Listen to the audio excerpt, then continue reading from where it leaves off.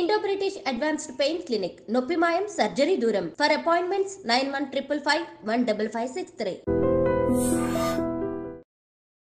అడవులకు వెళ్ళారు. వెళ్ళిన తర్వాత మీరు అక్కడ కొంతమంది అన్నల భుజాల మీద కూర్చొని పెరిగి తుపాకులు పట్టుకోవడం కానీ పాటలు కానీ పాడేవారు కదా. మీరు కొన్ని కరువు దాడులు, మురవకొండ కరువు దాడి చెప్పారు.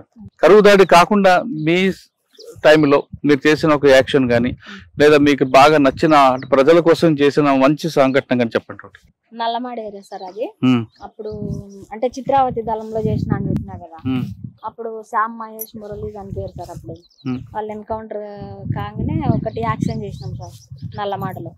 అయితే ఎక్సైజ్ ఆఫీస్లో పోయినాం సార్. ఎక్సైజ్ ఆఫీస్ పోతే అప్పటికి ఎంతమంది ఉన్నామంటే ఐదుగురు ఉన్నాం సార్. ఐదుగురం వెళ్ళిపోయినాము. కొంచెం రోడ్డుకి ఇట్లా ఉంటుంది సార్ ఎక్సైజ్ ఆఫీస్. ఉంటే లోపల ఇద్దరు పోలీసు వాళ్ళు ఉన్నారు వెపన్స్ తోటి. అంటే వెపన్స్ తోటి ఉన్నారంటే ఉట్టినే ఉన్నారు. అది ఎక్సైజ్ ఆఫీస్ పేల్చి రావాలనేది మా తీర్మానం, పార్టీ తీర్మానం. అయితే మేము వాటికి పోగానే వెపన్సే ఉన్నాయి వాళ్ళ దగ్గర. నేను ఇంకొక ఆయన పిచ్చిరెడ్డి కొట్టాల భాస్కర్ అన్న నేను ముందు వెళ్ళిపోయినాం అన్నట్టు. లోపలికి వెళ్ళిపోదామని పోయినాం. పోయేసరికి అక్కడ 2-3 రౌండ్లు కాల్పులు జరిపేసరికి జనాలంతా ఇళ్ళల్లోకి వెళ్ళిపోయారు. ఇళ్ళల్లోకి వెళ్ళిపోయినాక మేము ఇది ఎక్సైజ్ ఆఫీస్ ఇక్కడ ఉంది కాబట్టి మేము ఇట్లా నిరసనగా ఇట్లా కొయ్యూరు అమరులకు నిరసనగా ఇది పేల్చేస్తున్నాం అని చెప్పేసి మేము చెప్పినాం. చెప్పంగానే అందరూ సైలెంట్గా ఉండిపోయారు. అన్న ఏం చేసిండంటే నేను వెనకాలే వస్తున్నా, అన్న నా వెనకాల దాటేసి వెళ్ళిపోయింది ముందుకు. భాస్కర్ అనేటాయన వెళ్ళిపోయి తలుపు తట్టిండు. తలుపు తడితే కొంచెం జాలీలాగా ఉంటుంది సార్. అన్న లోపల వెపన్స్ ఉన్నాయి వాళ్ళ ఇద్దరి దగ్గర, 303 ఉన్నాయి ఆ సార్ల దగ్గర. ఉండేసరికి ఏం చేసిండు ఈయన ఇట్లా అంటుండు కదా, అంటే గట్టిగా ఉంది అనుకొని ఆయన ఏం చేసిండంటే ఇట్లా అన్నాడు. అనగానే అందులోకి పడిపోయిండు అన్నట్టు. లోపలికి వెళ్ళిపోయినా వాళ్ళిద్దరు కానిస్టేబుల్ ఏం చేసిరు, అక్కడ లోపల గుంజేసిరు, వెమ్మటే ఫైరింగ్ చేసేసారు కడుపులోకి ఫైరింగ్ చేయనా ఆయన కింద పడిపోయిండు. కింద పడిపోగానే ఇంకా మేము అర్చినాం, సార్ ఇట్లా పడిపోయిండు అని చెప్పేసి మేము మళ్ళీ గ్రెనేడ్లు వేసినాం. మళ్ళీ అది మైండ్స్ పెట్టి పేల్చినాం సార్. పేల్చినాక ఇంకా అన్నను లోపల గుంజుకుర్రు, ఫైర్ చేసిర్రు. ఇంకా ఆల్రెడీగా పోలీసు వాళ్ళు వస్తారు. ఇంకా మేము ఇక్కడ కొంచెం అడవిలాగా ఉంటుంది, ఇంకా అడవిలోకి వెళ్ళిపోయినాం. ఇంకా అన్నను చంపేసిరు. ఇంకా చంపేసిన తర్వాత అదే కేసే మొన్న దాకా నేను 8 సంవత్సరాలు తిరిగినా సార్. ఆ సార్లు కూడా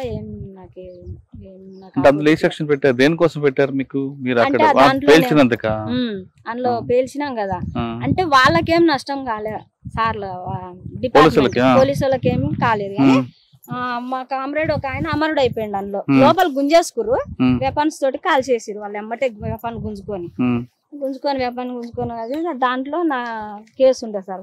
మొన్న 8-9 సంవత్సరాల దాకా తిరిగినా సార్ నేను. ఇంకేమున్నా బాగా అంటే యాక్షన్ కాకుండా పేద ప్రజలకి మీరు చేసింది పార్టీ ద్వారా ఏం గుర్తున్నాయి? కొన్ని వేల అంటే భూములు ఉంటాయి కదా సార్, భూస్వాములవి 100 ఎకరాలు ఉంటాయి కదా. పట్టపగలే మొత్తం జనాలందరినీ పిలిచి 100 ఎకరాలు 200 ఎకరాలు ఎక్కడన్నా ఉండని జనాల్ని నాగన్లో పెట్టి దున్నిపించినాం సార్. అసలు అంటే పెద్ద అంటే అంత అప్పుడు నిర్బంధం లేదు. ROC వాళ్ళకి మాకు ఉండేది కానీ అంత అప్పుడు పోలీసు వాళ్ళకి మాకు అంత నిర్బంధం లేదు. అప్పుడు దున్నిపించినాము, కొంతమందికి పట్టాలు ఇప్పించినాం కూడా. అది మధ్యలో చెరువు సూర్యనారాయణ రెడ్డి, మళ్ళా వేరే ఇంకా ఇది సోల్ సముద్రం అని ఉంటుంది, అక్కడ కూడా భూస్వాములు ఉన్నారు. అక్కడ భూస్వాములు ఇళ్ళ ముంగట మంచిగా దాడులు చేసి బంగారం పైసలు అన్ని పార్టీ స్వాధీనం చేసుకుంది సార్. స్వాధీనం చేసుకుంది కదమ్మా. అప్పుడు మీకు పరిటాల రవి గాని సూరి మద్దల చెరువు సూరి ఆ కుటుంబాలు ఎదురయ్యా? అంటే అప్పటికి మధ్యలో చెరువు సూరి హైదరాబాద్కి వెళ్ళిపోయింది సార్. వాళ్ళ ఇంటి మీద దాడి చేసినాం సార్. సూరి ఇంటి మీద ఎందుకు అంటే అప్పుడు పార్టీ తీర్మానం, అక్కడ భూస్వాములు ఎక్కువ ఉన్నారు కదా సార్. ఒక్కొక్కరికి ఒక 200 ఎకరాలు 300 ఎకరాలు ఉంది. ఆనంద్ రెడ్డి అని చెప్పేసి పెద్ద భూస్వామి ఆయన. వాళ్ళ కొడుకులు అంతా అది అమెరికాలో ఉన్నారు. కొన్ని 100 ఎకరాలు ఉంటది ఆయనకు కూడా. అక్కడ కూడా మేము భూములు పంచినాం. సూరి ఇంటి మీద దాడి చేయమని ఎవరు తీర్మానం చేశారు? పార్టీనే వెళ్ళారా మీరు? అప్పటికే పరిటాల రవి టీవీ బాంబు పెట్టారా లేదా తర్వాత పెట్టారా? అప్పుడు అంటే నేను చిన్నగా ఉన్నప్పుడు టీవీ బాంబు పెట్టాము నేను లేదు సార్. అప్పుడు అంటే ఎర్ర సత్యం అన్న వాళ్ళకి తెలుసు ఆ టీవీ బాంబు పెట్టింది. పరిటాల రవి సూరి ఇంటి మీద దాడి చేసి సూరి ఉన్నారా? లేడు, హైదరాబాద్కి వెళ్ళిపోయాడు. కానీ ఇంట్లో అంటే పత్రాలు గిత్రాలు ఏమన్నా కానీ ఎత్తుకురావాలని తీసుకొచ్చి తగలబెట్టాలి.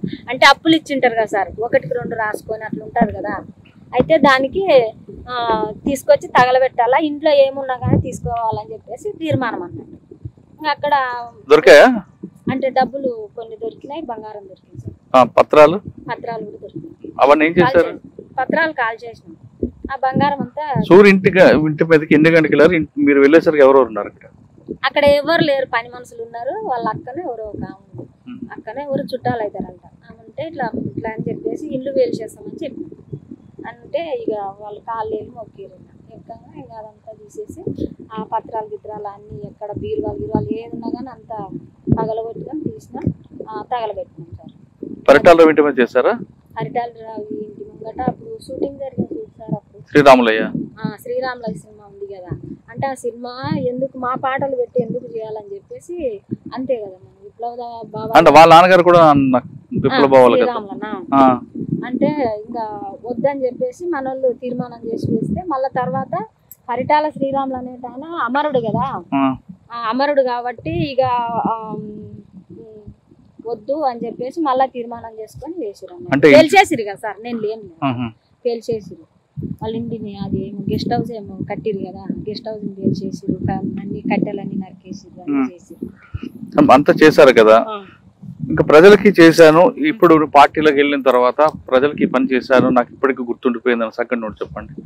ఇంకే ఎంత సేపు ఉన్నా కానీ సార్ అక్కడ భూస్వామి వ్యవస్థ ఉండేది కాబట్టి, భూస్వాములకు కూడా కొన్ని 100 ఎకరాలు 1000 ఎకరాలు ఉండేది కాబట్టి ప్రజలకు పంచాలనే దాంతో, ప్రజలకు అంటే పార్టీ తీర్మానం మీద ప్రజలకు పంచాలనే పట్టపగలే ఇక జనాలని పోగు చేసి జనాలనే డైరెక్ట్ గా నాగన్లు కట్టి దున్నుకోరు అని చెప్పేసి చెప్పేసి అడుండి దళాలు అడుండి మధ్యాహ్నం 1 గంట దాకా ఆడుండి దళాలు ఆడుండి దగ్గరుండి దున్నిపించినాం సార్. మధ్యలో చెరువు సూర్యనారాయణ ఆయనది. ఆ తర్వాత వాళ్ళ ఊర్లో మీటింగ్ పెట్టి. అవునమ్మా, మీరు చెప్పగానే చేయరు, మీరు ఒక పాట పాడి వాళ్ళకు ఉత్తేజపరిచేవారు కదా.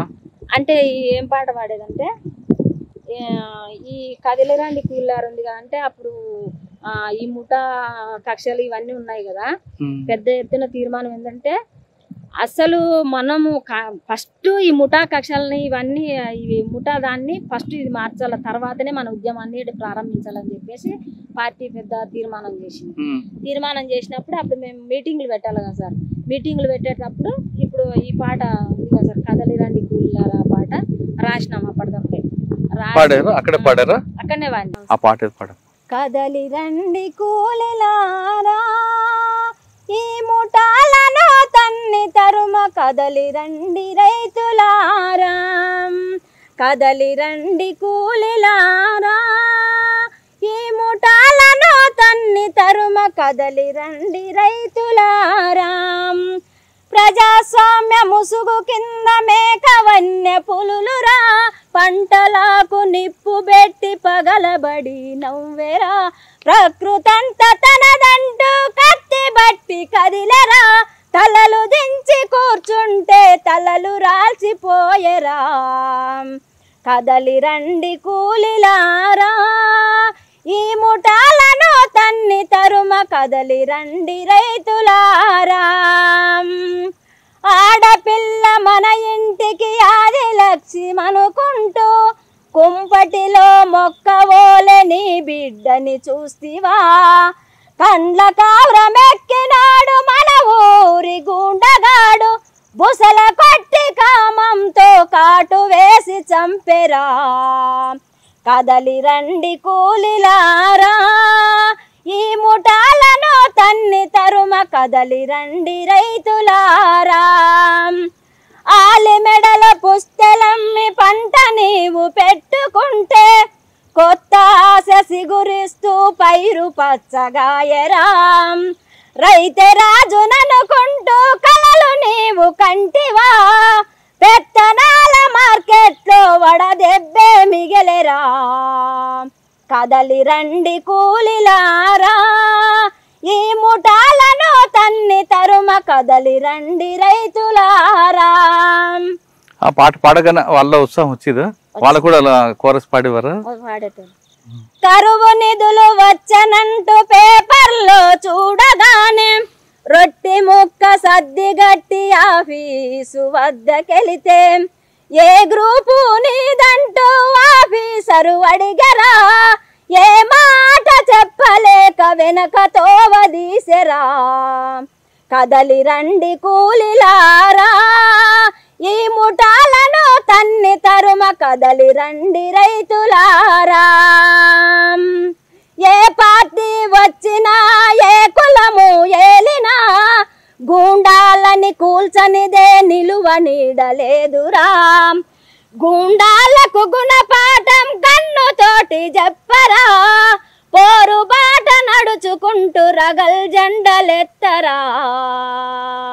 అమ్మ మీరు ప్రయాణంలో కృష్ణానది మీద ఒక సంఘటన జరిగింది. ఆ సంఘటన అప్పుడు పెద్ద సంచలనం, పార్టీ కూడా తీవ్ర నష్టం జరిగింది.